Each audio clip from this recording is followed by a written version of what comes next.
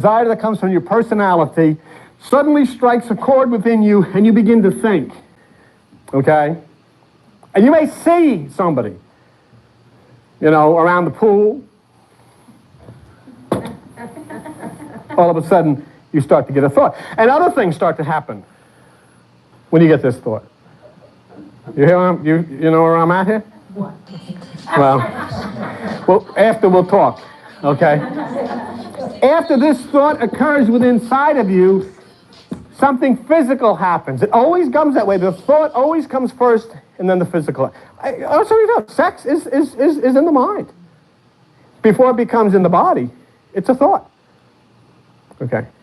Everything manifests as a thought. So what happens in the story is that Eve eats the apple first, certainly, because it has to become a thought before it can become a physical reality. Say what I'm saying to you? It can't be a physical reality and then a thought afterwards. It has to be a thought first, and that's why Eve eats the fruit before Adam. Because the mind gives it to the physical. So here she thinks about it. When it says she ate the fruit, it means, okay, I'm going to do this. Now Adam eats it means it's acted out, it's done. That's what that whole thing is about. Genesis is cosmic psychology. It has nothing to do with two people running around in a garden, don't have any clothes on, and a snake says, what's that down there? I don't think you have any pants on. Out of your honest, talking snake told me. And I want to put this in school. This is going to be creation science. We're going to bring this into school by all the fundamentalists. Creation science shall be taught in the school. Okay, a talking snake tells these two people they don't have any clothes on, and we'll start from there. Silly, of course, but when you understand what it is cosmically, psychologically, you say, gosh, here is the development of the human mind.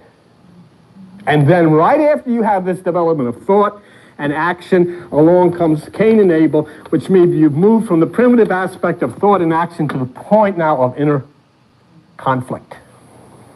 Conflict, the left side and the right side. Cain and the right side Abel, and they conflict with one another.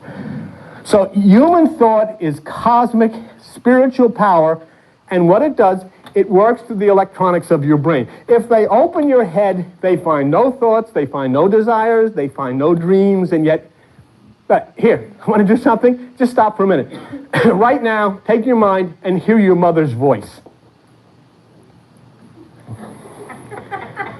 Well, if you want to. If you don't like that, hear your son's voice or hear somebody's voice. But do it seriously for me for a minute, because, you know, there are people here that haven't heard this before. And just bear with me. What I'm trying to say is that you can draw to your mind out of your store bank, your computerized store bank, instantly a voice. Elvis Presley. Listen to him saying, one for the money, two for... Bang. The voice of Elvis Presley, you can hear. You can hear the tone of somebody else's voice. You can draw it right into your mind instantly. Yet if a doctor opens your brain, where's Elvis Presley? He's not. I don't see Elvis Presley in here. Well, you don't have any records in there. You don't have any tapes in there. Where does it come from?